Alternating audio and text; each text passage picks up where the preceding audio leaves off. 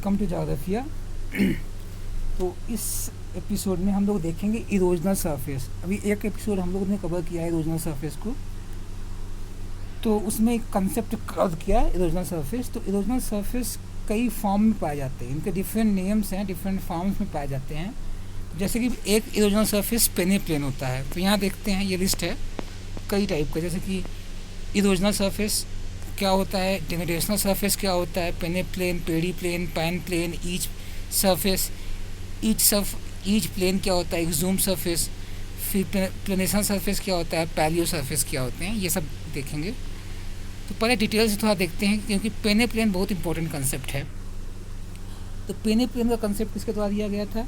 It was given by W M Davis ने दिया था अपने, इनका जो वर्क था ज्योमेट्रिक साइकिल, इन्होंने कंसेप्ट दिया था इन ह्यूमिड रीजन। तो ये क्या है कि ये कहता है कि जो साइकिल होती है, साइकिल ऑफ इरोजन जो है, नॉर्मल साइकिल ऑफ इरोजन जो डेविस ने दिया था, उसमें क्या होता है कि जो लैंड फॉर्म होते हैं they pass through different phases, different stages. तो youth stage, mature stage, old stage. जब लैंड फॉर्म ओल्ड स्टेज में पहुंचता है, या साइकिल जो अपने ओल्ड स्टेज में पहुंचती है, तो पेनेप्लेन्स बनते हैं। तो पेनेप्लेन क्या होते हैं? दे आर ये नियर इंड प्रोडक्ट होते हैं। तो ये साइकिल के इंड प्रोडक्ट होते हैं, नियर इंड प्रोडक्ट होते हैं, इंड प्रोडक्ट नहीं होते हैं। ये याद रखना है। जो पेनेप्लेन्स होते हैं ये नियर इंड प्रोडक्ट होते हैं, not end product. End product नहीं होते हैं क्योंकि ये पॉसिबल ही नहीं है कि कोई भी साइकिल, कोई भी सरफेस या कोई भी land form in the process of cycle of erosion अपने बेस लेवल पर पहुँच जाए। तो बेस लेवल तक पहुँचना, कोई लैंड फॉर्म बेस लेवल तक नहीं पहुँचता है, क्योंकि बेस लेवल तक पहुँचने और परफेक्ट प्लेन कुछ नहीं होता है। तो बेस लेवल से कुछ, अगर कोई लैंड फॉर्म है तो उसका इरोजन होगा, लेकिन वो बेस लेवल से थोड़ा सा ऊपर तक ही रहेगा। पूरी तरीके से बेस लेवल पे पहुँच पाना बहुत मुश्किल होता है। तो एक परफेक्ट प्लेन का कंसेप्ट है जो बेस लेवल पहुँचते हैं। तो कोई परफेक्ट प्लेन नहीं होता है। थोड़े बहुत क्या कहते हैं, ये कॉन्वेक्स, कॉन्क्लेव, थोड़ा स्लोप रहता है, चाहे वो जेंटल ही स्लोप क्यों ना हो, लेकिन थोड़ा बहुत स्लोप तो रहता ही है। इसलिए ये नियर इंड प्रोडक्ट होते हैं, नॉट इंड प्रोडक्ट। ये इंड प्रोडक्ट नहीं होते, नियर इंड प्रोडक्ट होते हैं। अगर डेफिनेशन देखा जाए कि क्या होते हैं, तो ये they are extensive flat plain of undulating surface. तो एक्सटेंसिव प्लेन होते हैं जहाँ पर अनड्यूलेटिंग सरफेस होते हैं, except few convexo concave hills भी पाए जाते हैं। इनमें कुछ कॉन्वेक्सो कॉन्क्लेव हिल भी पाए जाते हैं जो जनरल फ्लैट सरफेस होता है, उससे ऊपर होते हैं, और जो जनरल फ्लैट सरफेस होता है उसकी मोनोटोनी को डिस्टर्ब करते हैं। तो ये क्या होते हैं? एक्सटेंसिव फ्लैट प्लेन होते हैं जो अनड्यूलेटिंग सरफेस के बने होते हैं, और उस पर कुछ कॉन्वेक्सो कॉन्केव हिल्स पाए जाते हैं जो जनरल फ्लैट सरफेस की मोनोटोनी हो उसको डिस्टर्ब करते हैं। इस तरीके से ये फीचरलेस फ्लैट प्लेन होते हैं। कैरेक्टरिस्टिक्स क्या होती हैं? तो ये एक पेनल्टीमेट स्टेज ऑफ नामा साइकिल में बनते हैं, मतलब ओल्ड स्टेज ऑफ नामा साइकिल में बनते हैं। और very shallow feature of extensive flat plain ये होते हैं, बहुत सैलो फीचर होते हैं। तो अगर हम यहाँ पर देख सकते हैं ये अपलिफ्टमेंट पर स्टार्ट होता है, फिर यूथ स्टेज में जाता है, मैच्योर स्टेज में, और ओल्ड स्टेज में क्या होता है कि एकदम ओल्ड स्टेज के एकदम छोर पर पेनेप्लेन्स बनना चालू होते हैं। तो ये होता है कि डेविस के साइकिल में अगर यंग स्टेज में होता है तो वैली शेप ऐसा होता है और लैंडस्केप कुछ ऐसा होता है। फिर मैच्योर स्टेज में वैली ऐसी होती है और लैंडस्केप ऐसा होता है, और ओल्ड स्टेज में वैली भी ऐसी होती है और पेनेप्लेन ऐसे बनते हैं। अगला एक प्रॉपर्टी क्या है कि they are near end product, not end product. तो जो ऊपर देखिए लिखा। और फिर ये एक टाइम डिपेंडेंट होते हैं। ये टाइम एक इम्पॉर्टेंट फैक्टर होता है जो डिटरमाइन करता है कि पेनेप्लेन फॉर्मेशन कैसे होगा, क्योंकि इनका एजम्पशन है कि क्लस्टरल स्टेबिलिटी की एजम्पशन है। डेविस का ये एजम्पशन है कि पहले अपलिफ्टमेंट होता है, बहुत शॉर्ट ड्यूरेशन अपलिफ्टमेंट होता है, और अपलिफ्टमेंट होने के बाद एक क्लस्टरल स्टेबिलिटी आती है, और काफ़ी लंबे समय तक क्लस्टरल स्टेबिलिटी रहती है ताकि साइकिल ऑफ इरोजन कंप्लीट हो सके। जब साइकिल ऑफ इरोजन कंप्लीट हो जाता है तब क्या करते हैं, फिर एक साइकिल कंप्लीट हो गया, पेनेप्लेन बन गया, तब दोबारा अपलिफ्टमेंट होता है तो second cycle of erosion start होती है। तो एक साइकिलिक कंसेप्ट दिया और बताया कि वन साइकिल कंप्लीट होती है फिर अगली शुरुआत होती है। तो ये कुछ पेनेप्लेन का कंसेप्ट था। जब पेनेप्लेन के टाइप्स भी होते हैं, पेनिप्लेन्स कई टाइप होते हैं, 5 टाइप होते हैं। एक लोकल पेनिप्लेन हो गया, रीजनल पेनिप्लेन हो गया, अपलिफ्टेड पेनिप्लेन हो गया, और रिसरेक्टेड पेनिप्लेन हो गया, और पार्शियल पेनिप्लेन हो गया।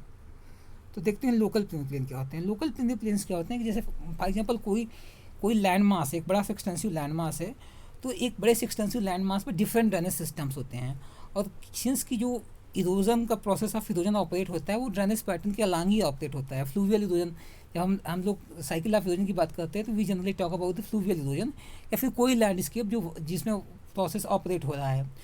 तो फॉर एग्जांपल अगर हम इंडिया की पेनिनसुला की बात करें तो अभी रिसेंटली हम लोग देख सकते हैं कि इंडिया में 3 मेजर ड्रेनेज पैटर्न पाए जाते हैं। एक तो गंगा वाला ड्रेनेज पैटर्न, दूसरा ईस्ट फ्लोइंग रिवर्स का पैटर्न, ईस्ट फ्लोवर रिवर, और तीसरा क्या कहते हैं एक इंडस सिस्टम जो है। तो इस तरीके से ये 3 मेजर एरिया हैं, इनको भी छोटे छोटे रिवर वैलीज में डिवाइड कर सकते हैं, लेकिन बेसिकली ये बड़े बड़े मेजर जोग्राफिक यूनिट्स हैं। तो इन जोग्राफिक यूनिट में तो एक लार्ज जोग्राफिकल ट्रैक में, एक लार्ज जोग्राफिकल यूनिट में अगर कोई छोटा सा एरिया अगर मान लीजिए इसका एक ये गंगा वाला एरिया केवल इसने पेनिप्लेन अचीव कर लिया है। It went through the different cycle of erosion और डिफरेंट फेजेस ऑफ इरोजन के से होते हुए इसने पेनिप्लेन अचीव कर लिया, जबकि आसपास के एरियाज ने पेनिप्लेन नहीं अचीव किया है। तो इसे बोला जाता है लोकल पेनिप्लेनेशन।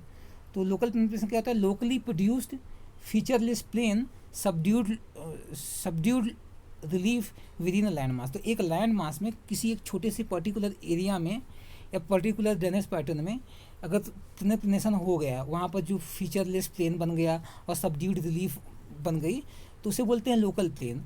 और ये रिप्रेजेंट करता है फर्स्ट फेज ऑफ पेनिप्लेन्स। तो जो एक रीजनल पेनिप्लेन बनता है, अभी अगर देखें रीजनल पेनिप्लेन होता है तो जब सभी लोकल पेनिप्लेन आपस में कोलैश करते हैं, आपस में मिल जाते हैं और एक एक्सटेंसिव पेनिप्लेन बनाते हैं, तो उसे बोलते हैं रीजनल पेनिप्लेन।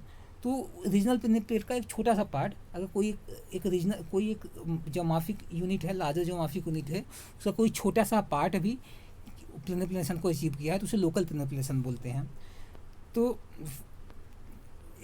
ये हम लोग देख सकते हैं कि पूरा सब एरिया है, तो उसका कुछ एरिया पेनिप्लेन्ड हो चुका है और कुछ एरिया भी पेनिप्लेनेशन उसका होना है। और सेकंड क्या होता है कि दूसरा है कि रीजनल पेनिप्लेनेशन ये सेकंड स्टेज होता है या सेकंड फेज ऑफ प्लेनेशन होता है। तो ये फर्स्ट फेज होता है जिसमें छोटा सा एरिया प्लेनेशन हो जाता है, और ये सेकंड फेज होता है, सेकंड फेज ऑफ प्लेनेशन होता है जब मोस्ट ऑफ लैंडफॉर्म जो किसी एक एरिया के एक जोग्राफिक यूनिट का most of landform Erode down हो जाते हैं और बेस लेवल को अचीव कर लेते हैं, और जो छोटे छोटे जो इसके सभी एरियाज़ के पेनिप्लेन्स आपस में कोलैश करके एक बड़ा सा पेनिप्लेन बनाते हैं, तो उसे रीजनल पेनिप्लेन बोलते हैं। तो लैंडस्केप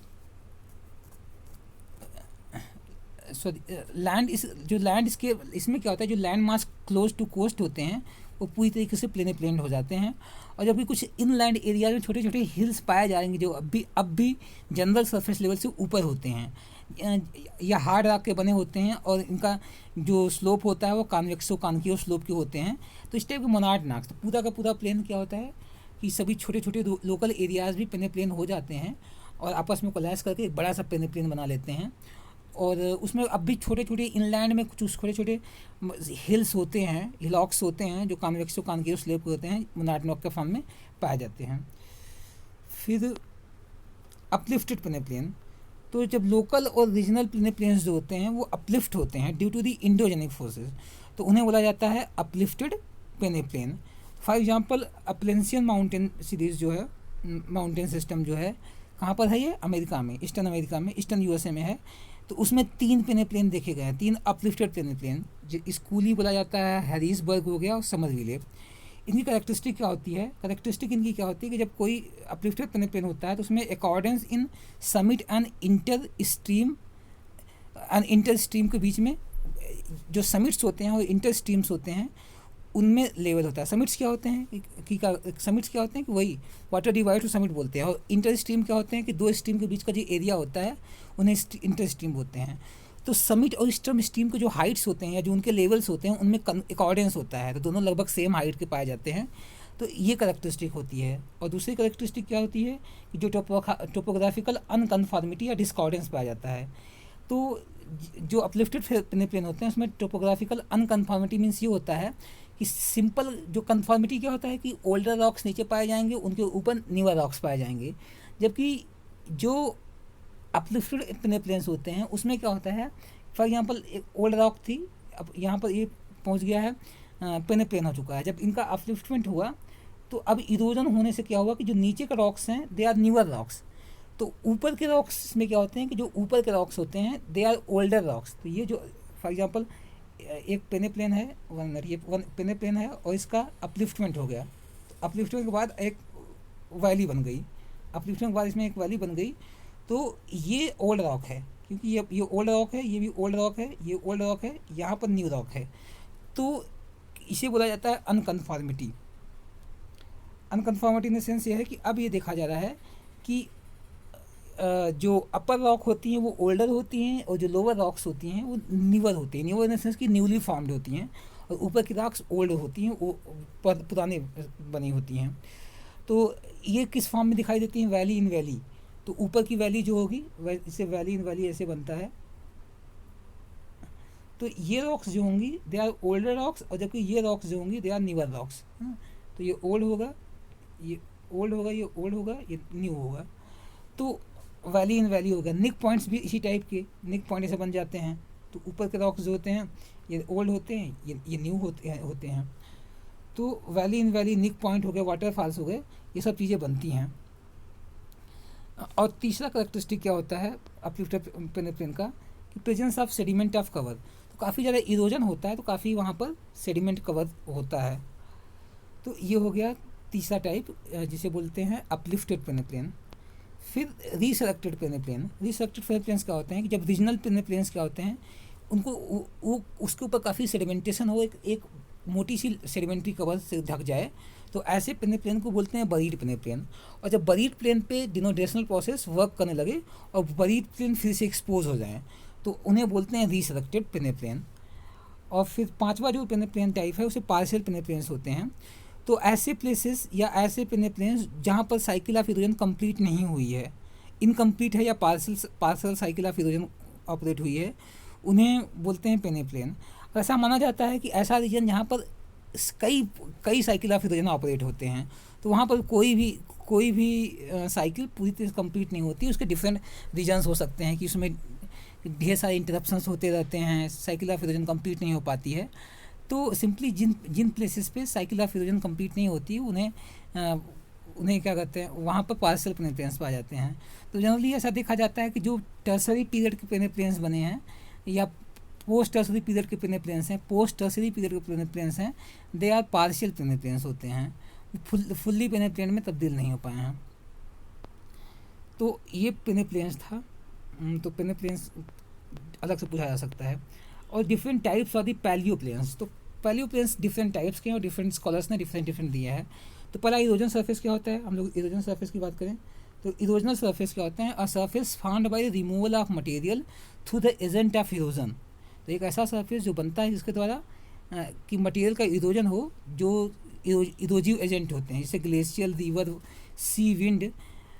तो इनके द्वारा अगर किसी सरफेस पर से मटेरियल रिमूव किया जाता है और एक सरफेस बनता है, कोई लैंडस्केप है उसमें इरोजन होता है बाय द इरोजिव एजेंट्स जैसे कि ग्लेशियर, रिवर, और एक एक्सटेंसिव सरफेस बनता है, तो this surface is called erosional surface. ये याद रखना है कि यहाँ पर मास मूवमेंट का ये नहीं बनते हैं, न मास मूवमेंट न विदिंग, बट नॉट मास मूवमेंट और विदिंग। तो विदिंग या मास मूवमेंट्स नहीं बनते हैं, रादर जब इरोजन से, प्योरली इरोजन से जो सरफेस बने होते हैं they are called erosional surface या इरोजन सरफेस करते हैं। और इरोजन सरफेस कंसेप्ट किसने दिया था, एडम्स ने दिया था 1995 में, 1975 में। फिर अगला जो आता है उसे बोलते हैं डिनोडेशनल सरफेस। तो डिनोडेशनल सरफेस क्या होते हैं कि ये ऐसे सरफेस होते हैं जो क्रिएट किए जाते हैं डिनोडेशनल प्रोसेस से। तो यहाँ केवल इरोजन ही नहीं काम करता है, रादर इरोजन प्लस विदिंग दोनों, इरोजन और विदिंग दोनों वर्क करते हैं और किसी लैंडफॉर्म को एक सरफेस में तब्दील करते हैं बाय द डिनोडेशनल प्रोसेसेस। तो इसे बोलते हैं डिनोडेशनल सरफेस। द विदिंग क्या होता है, विदिंग इज क्रूशियल।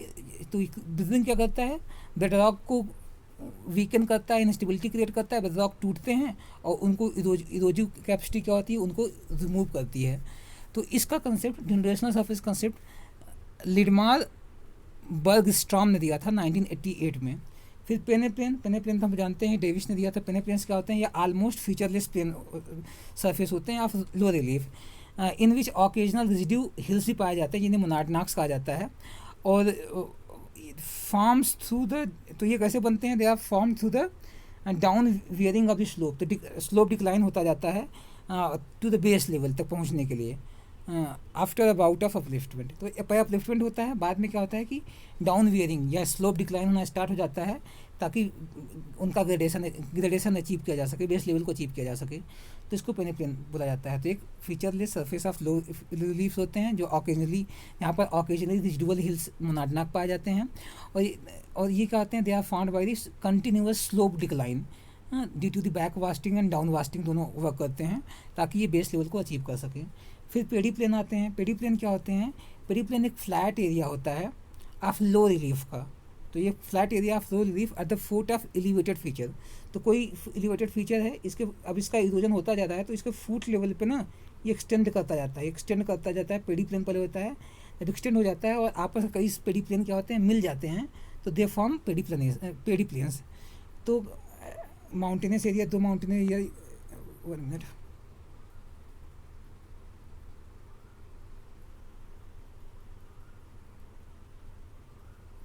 तो मान लीजिए कोई एक कैसे पेडीप्लेन्स कैसे बनते हैं, फॉर एग्जाम्पल एक ये रिलीफ है, फिर एक ये रिलीफ है, फिर एक ये रिलीफ है। तो ये धीरे धीरे इरोड होते जाते हैं और ये स्लोप इनका पैदल रिट्रीट के थ्रू ये जो रेक्टिलिनियर स्लोप है ये बढ़ता जाता है, इधर भी बढ़ता जाता है, इधर भी बढ़ता जाता है, और फिर इधर से भी बढ़ता जाता है, इधर भी बढ़ता जाता है। तो इसलिए ये जो एक्सटेंड कर रहे हैं दे आर कॉल्ड पेडीप्लेन्स। तो जब आपस में कई पेडीप्लेन्स मर्ज हो जाते हैं या फिर कोलैप्स हो जाते हैं तो कई पेडीमेंट, ये पेडीमेंट है, जैसे पेडीमेंट आपस में कोलैप्स होते हैं तो ये क्रिएट करते हैं पेडीप्लेन। तो पेडीप्लेन ऐसे ही बनता है। तो पेडीप्लेन क्या होते हैं, they are flat area of low relief होते हैं at the foot of elevated feature. तो कोई एलिवेटेड फीचर होता है उसके फुट पे ये फ्लैट एरियाज होते हैं, सच एज हिल या माउंटेन साइड बनते हैं, occasionally broken by the residual hills. और यहाँ पर भी रिजिडुअल हिल्स पाए जाते हैं जिन्हें इंसल बर्ग कहा जाता है। They form as the end product of a landscape fashioned by the parallel slope retreat. तो पैरेलल स्लोप रिट्रीट होता है। तो यहाँ पर जो स्लोप होता है बेसिकली इनिशियल स्लोप ऐसे होता है, फिर ऐसे होता है, फिर ऐसे होता है। तो होता क्या है, ओवर द टाइम ये पैरेलल रिट्रीट ऐसे होता जाता है और ये एक्सटेंड करता जाता है। तो ये पैरेलल रिट्रीट ऐसा हुआ, ऐसे हुआ, ऐसे हुआ, ऐसे हुआ। तो ये जो पेडीमेंट्स होते हैं दे एक्सटेंड करते हैं। अब यहाँ तक पेडीमेंट पहुँच गया। तो पैरेलल रिट्रीट का कारण क्या होता है, जो पेडीमेंट्स होते हैं ये एक्सटेंड करते हैं और से ढेर सारे पेडीमेंट आपस में एक्सटेंड करते हैं। जब आपस में कोलैप्स हो जाते हैं तो उन्हें बोला जाता है कि पेडी प्लेन बन गया। तो पैरेलल रिट्रीट का कंसेप्ट है। तो स्लोप डिक्लाइन कहाँ फंक्शन करता है, इनका they are it is based on peneplains होते हैं डेविस वाला, वो स्लोप डिक्लाइन पे डिपेंड करते हैं और ये पैरेलल रिट्रीट पे वर्क करते हैं। ठीक, उसके बाद अगर देखें तो अगला जो है पैन प्लेन है। पैन प्लेन क्या होते हैं, पैन प्लेन होते हैं कि a broad and level surface fashioned by lateral corrosion of river. तो जब रिवर लेटरल कोरोजन करती हैं तो एक के रिवर के लेटरल कोरोजन से, कोरोजन मतलब लेटरल इरोजन से क्या होता है कि जो ब्रॉड लेवल सरफेस बनता है, जब मतलब कि सिंपली क्या है कि जो रिवर्स बढ़ती हैं तो रिवर्स फ्लड प्लेन बनाती हैं। तो आपस में कई अगर दो पैरेलल, मान लीजिए दो पैरेलल नदियाँ हैं और फ्लड प्लेन बनाती हैं। और फ्लड प्लेन कैसे बनते हैं, हम लोग जानते हैं कि लेटरल इरोजन से बनते हैं।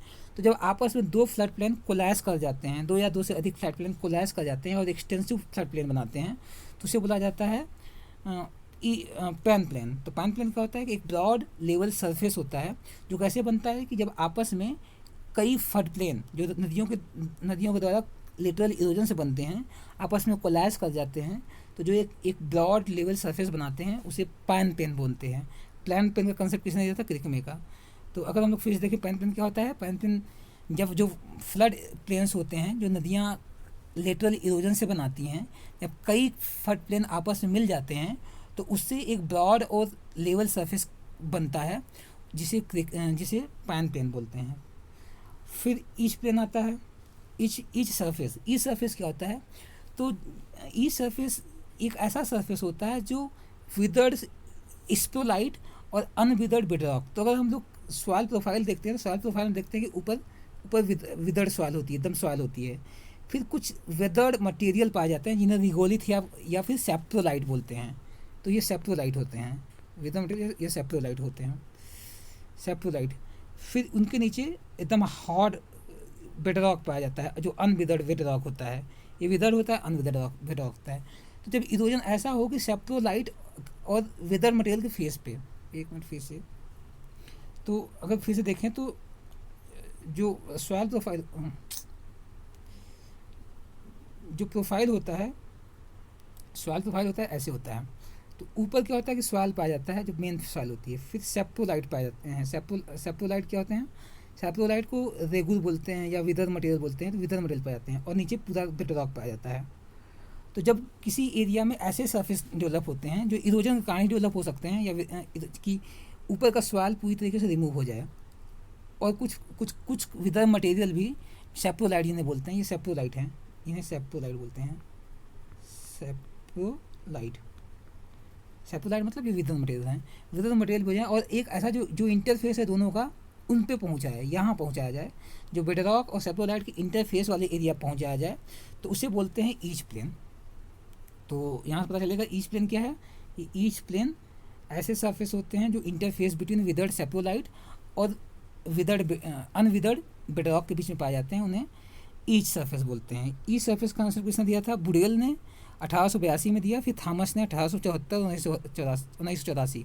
1982 में बुडेल ने, और थॉमस ने 1974 और 1994 में इस कंसेप्ट किया। फिर ईच प्लेन का कंसेप्ट थॉमस ने दिया था। और ईच प्लेन क्या होते हैं? ईच प्लेन एक फ्लैटिश सरफेस होते हैं जो क्रिएट किए जाते हैं ट्रॉपिकल और सब ट्रॉपिकल एनवायरनमेंट में डेवलप होते हैं। कैसे डेवलप होते हैं? ये जो थिक रिगोलिथ होते हैं, तो ये कैसे डेवलप होते हैं? जो सरफेस होता है उसमें केमिकल विदरिंग से थिक रिगोलिथ बनते हैं, और फिर इरोजनल एजेंट जो होते हैं उनको बहा के ले जाते हैं, उनको इरोड करके ले जाते हैं। तो कोई एक सरफेस है, सरफेस में केमिकल विदरिंग कारण क्या हुआ कि इसमें रिगोलिथ डेवलप हुए, फिर इरोजनल एजेंट ने काम किया, इसको इरोड करके एक फ्लैट सरफेस बनाया, फ्लैटी सरफेस क्रिएट किया। ट्रॉपिकल और सब ट्रॉपिकल इन्वायरमेंट होता है, क्या कि वहीं पर केमिकल विदरिंग ज़्यादा एक्टिव होती है। तो अगर फिर से देखें तो ये क्या होता है कि ये ऐसे फ्लैट सरफेस होते हैं, दे आर फ्लैटी सरफेस जो क्रिएट होते हैं ट्रॉपिकल और सब ट्रॉपिकल इन्वायरमेंट पे। यहाँ पर केमिकल विदरिंग कारण क्या होता है कि वहाँ की रॉक, शुरुआत की रॉक क्या होती है, वो रेगोलिथ में चेंज होती है, और फिर जो इरोजिव एजेंट होते हैं उनको इरोड करके और बहा के हटाते हैं, रिमूव करते हैं। तो इस तरीके से जो फ्लैट सरफेस बनता है उसे ईच प्लेन बोलते हैं, और इसको थॉमस ने 1989 में इस कंसेप्ट को दिया था। फिर एक्सह्यूम सरफेस क्या होते हैं? एक्सह्यूम सरफेस क्या होते हैं कि the surface covered by Palaeozoic या Mesozoic cover rocks and later successively uncovered.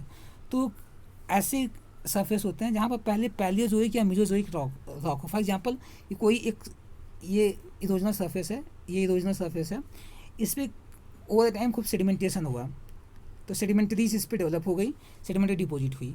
फिर क्या हुआ कि बाद में इनका फिर से इरोजन स्टार्ट होना चालू हो गया, और इरोजन स्टार्ट होने के कारण क्या हुआ कि ये चीज़ें फिर रिमूव हो गई, और ये चीज़ें रिमूव हो गई, फिर से जो नीचे का प्लेन था, नीचे का जो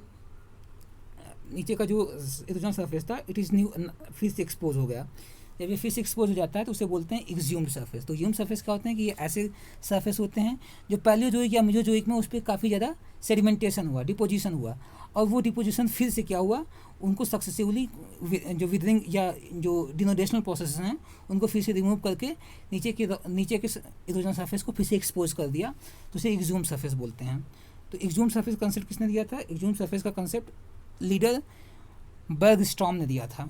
तो ये सब कुछ सरफेस देखे, कौन कौन सरफेस देखे हम लोगों ने? Erosional surface, denudational surface, peneplain, pediplain, panplain, etch surface, etch plain और एक्सह्यूम सरफेस।